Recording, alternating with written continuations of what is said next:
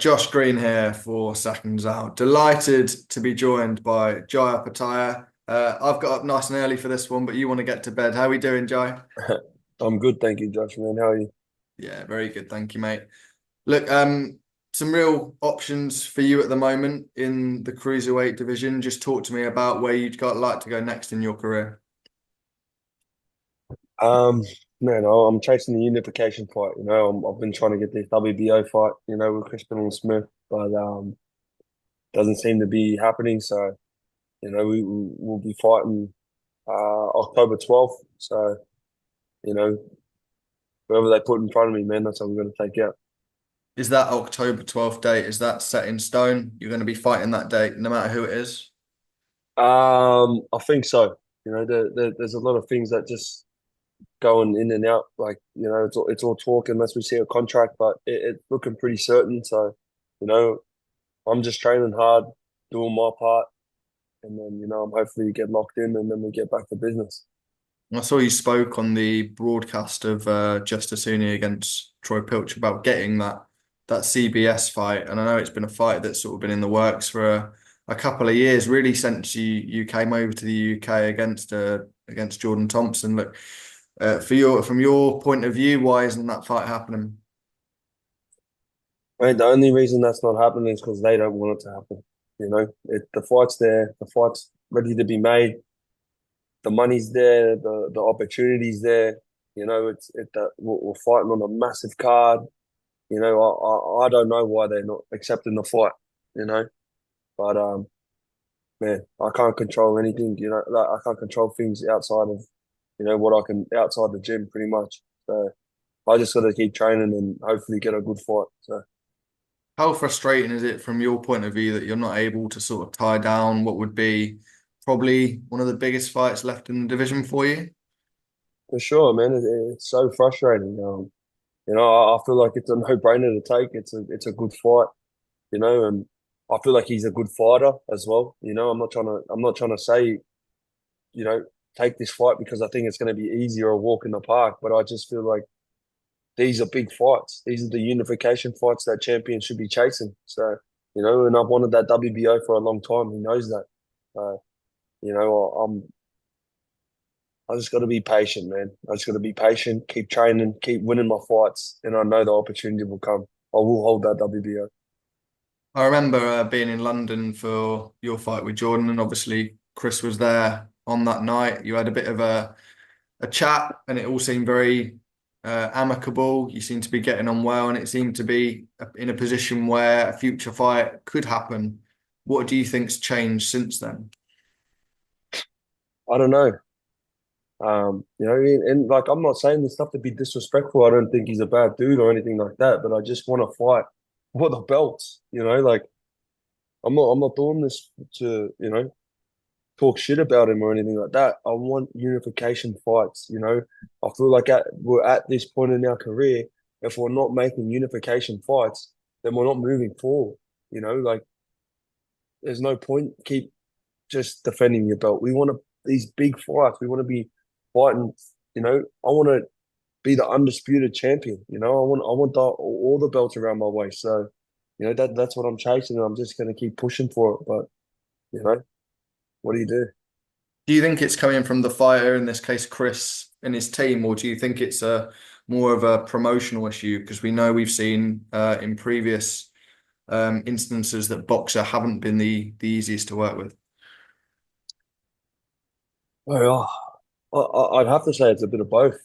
Like if my promoter would have to be doing like it doesn't make sense not to take it in my eyes. Like it's the biggest stage. It's the most money you're gonna make. It's and I've got two world titles, not just one. I've got the Ring magazine and the IBF. I've got the most to offer. You know what I mean? Like it just I don't know what I can do. You know what I mean? Like I don't understand how they wouldn't take it. He did say I did hear him say in an interview that it's too soon. He wouldn't be ready, and he wanted it to be December. But fuck, it's still 10 weeks away, and we offered it to him in June. So he had 17 weeks to prepare for it. But You know, if he wouldn't have been around the bush, he would have had plenty of time. Even 10 weeks, bro. Fuck, that's plenty of time in my eyes.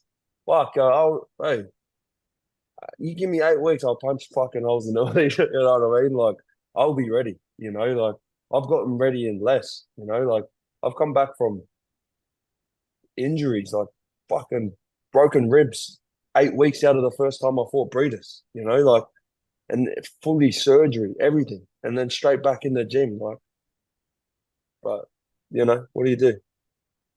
You mentioned it being in October. What shows? And you say it was a big show. What show would that be landing on? Um, there's a fight night in Saudi again. You know, I'm not sure how much in detail I'm meant to go into, but you know, there's just throwing dates around and stuff like that. But the opportunity is there to be made. You know, there's a date there at October 12th, so it can happen, but it doesn't look like it's going to happen. So we just gotta beat whoever they put in front of us, man. Okay, so if it's not to be Chris, which at the moment it doesn't seem like it's going to be, what are the options in your eyes for the opposite corner? Man, I don't want to like name names if they don't happen. You know, I don't want to talk shit and say this and that. So you know, they do have a few names floating around. So you know, I'll definitely get a fight. You know, and it'll be a good fight too. So you know, we're not looking for any easy fights, and no one wants to see these easy fights. You know, no one wants to keep seeing those one-sided fights. They want to see good fights, especially on these big cards. So you know, the Riyadh seasons are getting stacked with good fighters. You know, they're not so one-sided. So you know, it's going to be exciting. I'm training hard, and I'm ready to fucking take care of business again. How much of interest would the Ramirez fight be for you? For sure. Bro, 10 weeks. There's a date there. Let's do it. Ramirez, let's go. Like, seriously, man. Like, fucking October 12th in Rio, you know? Let's get it done. I mentioned his name earlier, Justice Hooney. He was obviously out a couple of weeks back now, back in Oz, and got a real impressive win over Troy Pilcher. I know you spent a lot of time with Justice over the years, whether that be in sparring or just in camps. What did you make of his win? Yeah, it's good, man. It's good to see him progress, you know? Like, he's starting to look stronger and he's starting to, like, look like he's got a bit of a fucking animal in him, you know? Like, the way he went after him and really wanted to hurt him, you know? So it was good to see. I'm happy to see his progress, you know? And I feel like he's got so much more to offer. You know, I feel like once he fights someone even better, he'll rise to that occasion as well. So, you know, he's some of the best rounds I've ever done. You know, I've been all over the world, sparred with many fucking boxers, and he's some of the best rounds I've done globally. So, you know, he's a good fighter. I was going to say it can only be positive for you that he's progressing because you've then got those sparring rounds on your doorstep with somebody of a top level. For sure, man. For sure. We know you were in the Tyson Fury camp for Oleksandr Usyk one. We're getting closer to the date for the rematch. Have you had a call or are you expecting a call to be inspiring for that? Um, yeah, well, if they call me up, why not? I'll go out and help. But the only reason I wouldn't is if, you know, I, if I'm fighting on the same card, like if I'm fighting on the same card, I'm going to need to be fighting someone that's tall, unless they can get me sparring in there as well, because last time I went, and that's the only reason I left, is because he was the only Orthodox like only Orthodox fighter there. You know what I mean? So, and I was getting ready for Breeders. So it was a completely different style, and there was no other Orthodox sparring. So I had to sort of come home and focus on my own camp, because I'm fighting for my own world title against a great fighter. So, but if they do want me to come in and help, I'm happy to go in and help. And, we just got to plan it a bit better and bring some of our own sparring and stuff as well. How difficult is it to balance at times what you need to do for yourself and getting calls from these elite level fighters, people like Tyson Fury, and trying to balance these different things?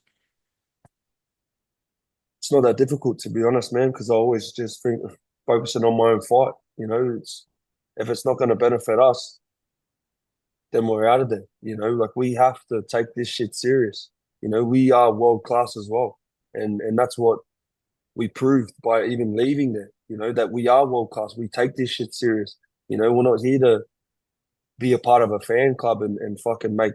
We're not here like I like him as a person, but we're not there to make friends. We're here to win fights.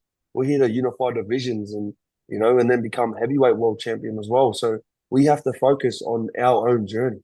But in saying that, it was still a great experience. It was still awesome to go there, be surrounded by other world champions, learn from them, learn from their team.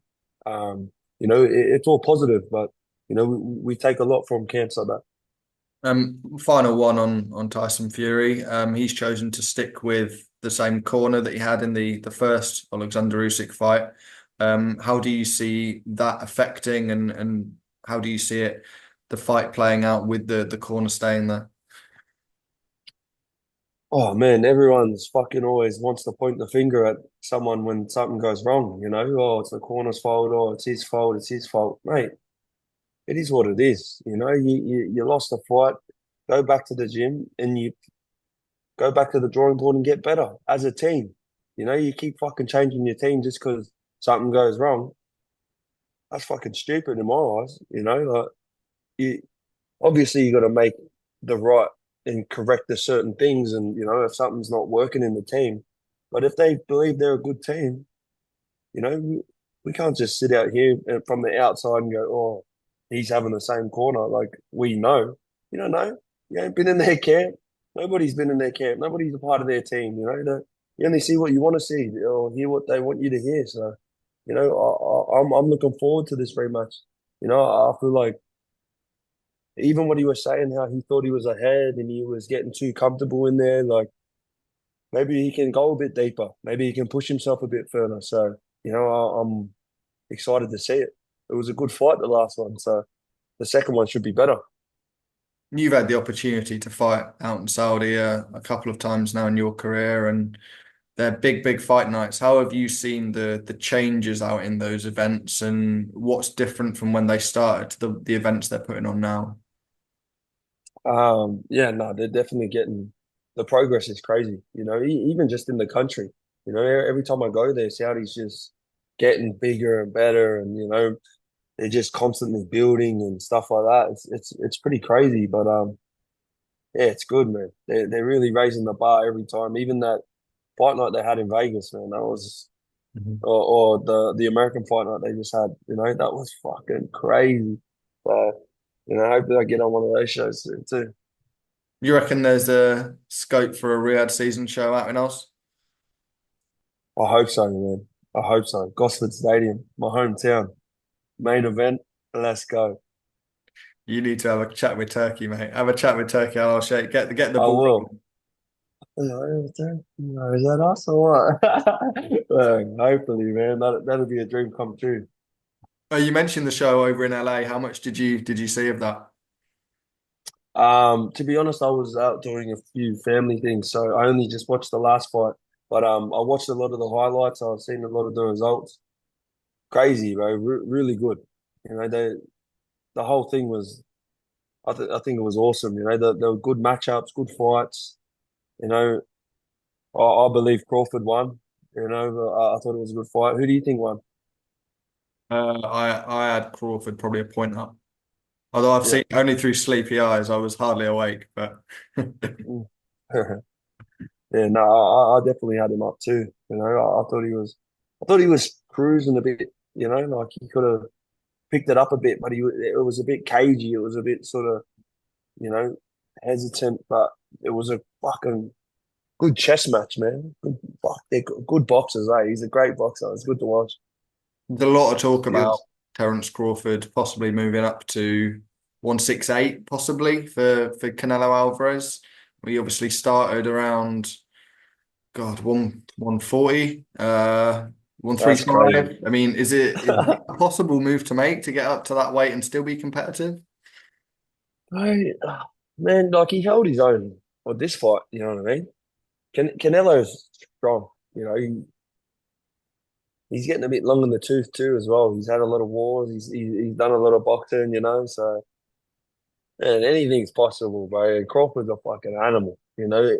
I honestly believe Crawford looked like he was cruising a bit too much in this fight, you know. He let it sort of, but then again, he makes things look, you know, easier than what he's actually trying because he does it so well. But yeah, why not? You know, I'm a massive Crawford fan. I'm a massive Canelo fan too, so I'd definitely tune in to watch it. A couple more divisions and he'll be up with you, mate. Yeah, fuck, bring it on. Yeah. Joe, really appreciate the time. I hope you are able to get that big fight over the line for October, and we'll speak soon, mate. Thanks, mate. Appreciate it. Take care.